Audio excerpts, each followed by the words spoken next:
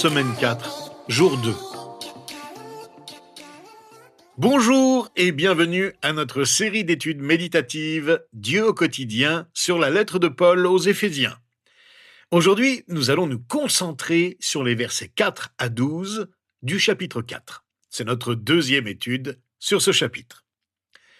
Après avoir exhorté les croyants à l'unité dans le verset précédent, les versets 4 à 6 énoncent 7 éléments qui la constituent. Paul les désigne chacun par le mot « un ». Cette unité s'articule autour de la Trinité. Le verset 4 met l'accent sur l'unité du Saint-Esprit, le verset 5 sur celle du Fils et le verset 6 sur celle du Père. L'insistance de Paul sur l'égalité divine des trois personnes du Dieu trinitaire est développée à plusieurs reprises dans cette lettre. Écoutons ces trois versets.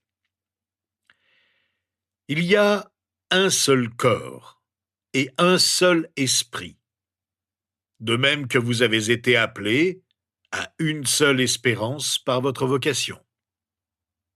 Il y a un seul Seigneur, une seule foi, un seul baptême, un seul Dieu et Père de tous. Il est au-dessus de tous, agit à travers tous et habite en nous tous. En reprenant l'idée d'unité, ce passage souligne la proximité et l'harmonie que nous sommes appelés à manifester en tant que croyants. Premièrement, l'unité dont parle Paul au verset 3 implique une convergence de vues au sein d'un corps uni. Autrement dit, il n'existe pas d'église différente, mais une seule et véritable Église universelle de Christ. Chaque croyant sauvé en Christ est membre de ce seul corps, même s'il se considère comme appartenant à une autre confession que la nôtre. Deuxièmement, le Saint-Esprit est l'unique force spirituelle qui unit tous les croyants en Christ. Troisièmement, tous les croyants sont appelés à la même espérance d'une éternité future avec Christ. Paul a déjà abordé cet aspect au premier chapitre. Passons en revue brièvement les 7 « un » que Paul relève ici, en se souvenant que le chiffre 7 est le chiffre de la perfection dans la Bible. L'expression « un seul corps » désigne ici l'Église universelle. L'Église est un organisme spirituel. Tous les croyants appartiennent à ce corps spirituel parce qu'ils sont en Christ. Nous avons déjà souligné qu'il ne s'agit pas d'une organisation, mais d'un organisme, d'une vie partagée. Il existe une vie commune, quelles que soient les causes de discorde. C'est là l'unité fondamentale de l'Église. Un seul esprit désigne le Saint-Esprit qui habite en l'Église. Il est la force unificatrice du corps de Christ. Les croyants sont eux-mêmes des temples du Saint-Esprit. Ensemble, ils forment un seul temple dans le Seigneur. Le Père a donné l'Esprit comme gage de notre salut. Il est donc notre garantie de la vie éternelle. La puissance de l'Église ne provient que du Saint-Esprit. Elle ne provient ni des organisations, ni du nombre, ni de l'influence politique. La puissance de l'Église repose sur le surnaturel, le Saint-Esprit. L'expression « de même que » indique que les croyants forment un seul corps et ont un seul esprit, car ils ont une seule espérance en Christ. Notre espérance témoigne de notre unité corporelle. Notre vocation est le cadre de notre cheminement avec Dieu. Tous les chrétiens partagent une espérance commune, née de leur salut. L'espérance est ce qui unit tous les chrétiens. Nous avons un avenir ensemble en Christ. L'unité découle de notre vocation. Les chrétiens ont un avenir commun en Christ. L'Église se doit d'être universelle. Il n'existe qu'un seul corps de croyants au sein de l'Église universelle. Cette Église universelle comprend tout croyant, où qu'il soit, qui a confiance dans le sang de Christ pour son salut. Il n'y a pas de dénomination dans cette Église. Juifs et non-juifs sont égaux. L'Église doit fonctionner dans l'unité. Pécher contre l'unité de l'Église universelle, c'est pécher contre le Saint-Esprit qui habite en elle. Un seul Seigneur désigne le Seigneur Jésus. En tant que notre Seigneur, Jésus nous a rachetés par son sang et nous lui appartenons. La seigneurie implique l'autorité. Le Seigneur a des droits sur nos âmes. Il en est le propriétaire légitime, car il les a rachetés. Une seule foi désigne le contenu de la croyance au principe des Écritures, le corps de notre foi. L'ensemble des vérités de la parole de Dieu forme la totalité harmonieuse de la vérité divine, qui est une seule foi. Un seul baptême identifie une personne comme disciple de Christ, quelqu'un qui reconnaît publiquement Jésus comme Seigneur. Paul parle ici du baptême d'eau, signe visible de l'œuvre commune de Dieu en chaque croyant et par conséquent fondement de l'unité. Il n'y a pas de baptême distinct pour les juifs et les non-juifs, mais bien un seul baptême. Du temps des apôtres et pendant les premiers siècles de l'histoire de l'Église, le baptême, toujours par immersion, était étroitement lié au salut, ayant souvent lieu le même jour que l'acceptation de Christ par les nouveaux convertis. L'Église ne peut atteindre l'unité par la simple application d'une conformité extérieure. Elle est déjà unie dans les composantes de sa foi. Le principe d'unité est au cœur du christianisme. Son unité dans la vérité et la doctrine. Cette vérité devrait s'appliquer à tous les sujets controversés, avec bienveillance toutefois, car les divergences d'opinion sont possibles. Cependant, concernant la divinité de Christ et le salut par la foi, l'unité est essentielle. Paul a également souligné qu'il n'y a qu'un seul Dieu et Père de tous. Il est au-dessus de tous, agit à travers tous et habite en nous tous. Il utilise cette formulation pour englober tous les aspects sur lesquels Dieu exerce sa souveraineté. Il n'y a pas de Dieu ni d'être supérieur à lui. Tout véritable disciple de Christ adhère à cette croyance en un seul Dieu. Cette notion est si fondamentale et si cruciale pour la foi qu'on la retrouve dès le premier mot de l'Écriture. Au commencement, Dieu. L'unicité de Dieu est une croyance fondamentale de l'Ancien comme du Nouveau Testament. Les versets 7 à 11 présentent la répartition des dons au sein de l'Église. Ces dons témoignent de la diversité dans l'unité. Dieu donne à chaque croyant individuellement la capacité de le servir.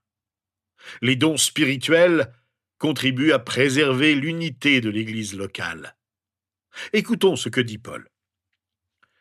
Cependant, à chacun de nous, la grâce a été donnée à la mesure du don de Christ. C'est pourquoi il est dit, il est monté sur les hauteurs, il a emmené des prisonniers et il a fait des dons aux hommes. Or, que signifie il est monté? Sinon qu'il est aussi d'abord descendu dans les régions les plus basses de la terre. Celui qui est descendu, c'est celui qui est monté au-dessus de tous les cieux afin de remplir tout l'univers. C'est lui qui a donné les uns comme apôtres, les autres comme prophètes, les autres comme évangélistes, les autres comme bergers et enseignants. Paul revient sur le thème de la grâce, en se concentrant cette fois sur les dons spirituels. Bien que notre foi soit unie sous un seul Dieu, Dieu donne à chacun exactement ce dont il a besoin, selon sa situation et son milieu. Autrement dit, la grâce de Dieu est donnée personnellement. Il sait précisément ce dont nous avons besoin et comment y répondre. Cette grâce est accordée à différents degrés selon la mesure du don de Christ. Comme il l'entend. Les dons spirituels englobent diverses aptitudes, mais tous nos dons doivent œuvrer de concert au service du Dieu unique. Nous avons vu qu'au chapitre 3, verset 8, Paul enseigne que la grâce lui a été donnée de prêcher aux non-juifs. Appelé apôtre, il n'a pourtant pas reçu tous les dons de grâce que Dieu dispense, mais il ne s'inquiétait pas des dons qu'il ne possédait pas.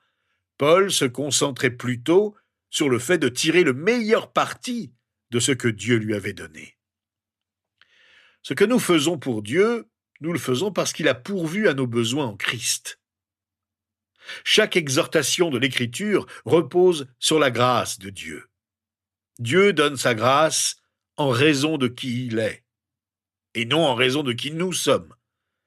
Il se donne lui-même et nous fait des dons. Il nous donne aussi la grâce d'utiliser ces dons pour sa gloire. L'individualité a son importance, mais rappelons-nous que la solidarité et l'individualité ne sont pas incompatibles, loin de là. L'Église a une fonction collective et une fonction individuelle.